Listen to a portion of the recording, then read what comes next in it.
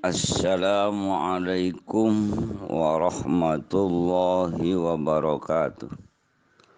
Saudara hadirin jemaah Majelis Dzikir Hadadan yang dimuliakan oleh Allah Subhanahu wa taala. Alhamdulillah wa syukurillah pada kesempatan malam ini kita sudah berada di malam yang ke-25, yakni setelah melaksanakan ibadah puasa di hari yang ke-24. Mudah-mudahan amal ibadah kita, terutama amal ibadah puasa, senantiasa diterima di sisi Allah Subhanahu wa taala. Dan masih ada beberapa hari ke depan kita berdoa dan munajat kepada Allah. Mudah-mudahan kita masih diberikan kesehatan baik lahir maupun batin dalam rangka menjalankan syariat Islam, yakni rukun Islam yang kelima. Salah satunya adalah rukun Islam yang lima, salah satunya adalah melaksanakan ibadah puasa. Hadirin rahimakumullah, pada malam ini sebagaimana biasa saya akan menjelaskan isi kandungan kitab Durratun Nasihin, yakni berkaitan dengan fadhailul amal, keutamaan beribadah, keutamaan amal. Salah satunya adalah amal melaksanakan ibadah salat tarawih. Di malam kelima, di malam ke-25 sebagaimana dijelaskan oleh pengarang kitab tersebut, wa fil lailatil khamisati wa isrina yurfa'ullahu ta'ala anhu azabal qabri. Saya ulangi, wa fil lailatil khamisati wa isrina yurfa'ullahu ta'ala anhu azabal qabri. Barang siapa yang melaksanakan ibadah salat tarawih di malam ke-25, yarfa'ullahu ta'ala, Allah akan mengangkat atau membebaskan barangkali anhu kepada orang yang melaksanakan ibadah salat tarawih di malam ke-25, azabal qabri, dari siksa kubur. Jadi sekali lagi, wa fil lailatil khamisati wa isrina, barang siapa yang melaksanakan ibadah salat tarawih di malam ke-25, yurfa'ullahu ta'ala, Allah akan mengangkat. Maka bisa juga dimaknai Allah akan membebaskan. Asal kata asluhu mana yurfa'u itu mengangkat, tapi mungkin kurang konteks. Yang lebih konteks adalah yurfa'ullahu ta'ala, Allah akan membebaskan anhu, domirnya kepada siapa? Hu-nya kepada orang yang melaksanakan ibadah salat tarawih di malam ke-25, azabal qabri, yakni dari siksa kubur. Amin ya rabbal alamin.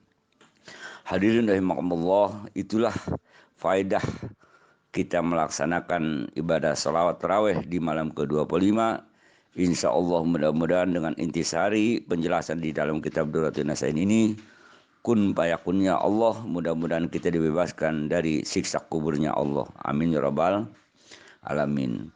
Pesan moral berikutnya, saya hanya meminta kepada dulu-dulu sekalian, kita sudah di malam ke-10, di fase ke-10 besar terakhir di bulan suci Ramadan, yakni sering saya ulang-ulang, babak penyisihan dari tanggal 1 sampai tanggal 10 sudah kita lewati. Kemudian babak semifinal dari tanggal 11 sampai tanggal 20 sudah kita lewati. Nah, ini dari tanggal 21 sampai tanggal 30 adalah sudah babak final, dan bahkan kedua kesebelasan sudah berhadapan dan bahkan sudah ganti gawang karena sudah tinggal 5 hari. Ibaratnya seperti begitulah logika main bola. Ini sudah benar-benar babak menentukan, sudah babak kedua, sudah ganti gawang.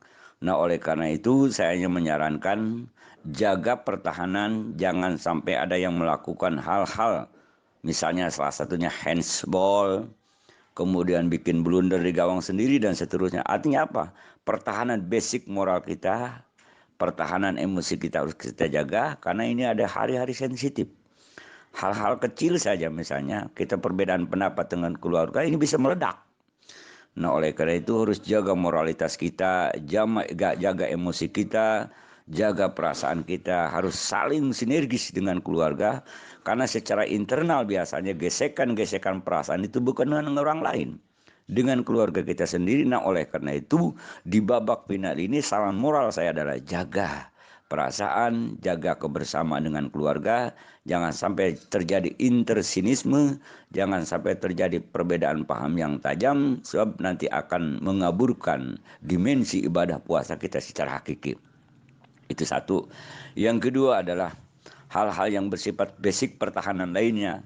Ya tentunya adalah logika yang terjadi saat ini, bahwa dengan masifnya yang kita rasakan saat ini. Nah, oleh karena itu saya minta kesadaran, kesabaran kepada dulu sekalian. Kita harus terima apa adanya keadaan zaman seperti ini.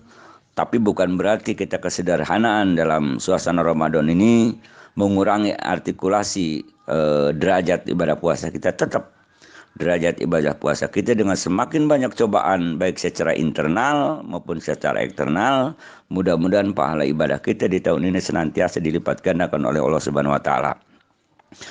Pesan moral berikutnya adalah tentunya barangkali setiap kita dulu sekalian, terutama yang sudah punya keluarga, saya orang-orang yang dituakan oleh saudara-saudara sekalian hanya bisa memberikan bingkai moral, sumbangsih moral, punya banyak keterbatasan, terutama keterbatasan ekonomi.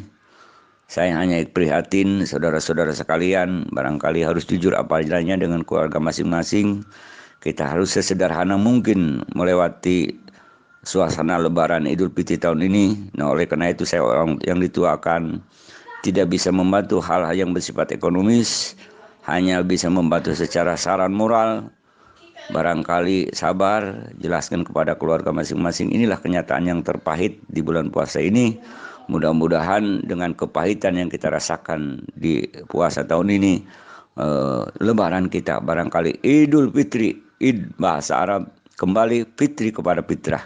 Mudah-mudahan ketemu dengan Idul Fitri, betul-betul kita ketemu dengan kesejatian diri kita, ketemu dengan fitrah kita, ketemu dengan nilai-nilai kemanusiaan yang ada di diri kita. Dengan suasana yang prihatin ini, insya Allah kita bisa memaknai Idul Fitri yang sesungguhnya.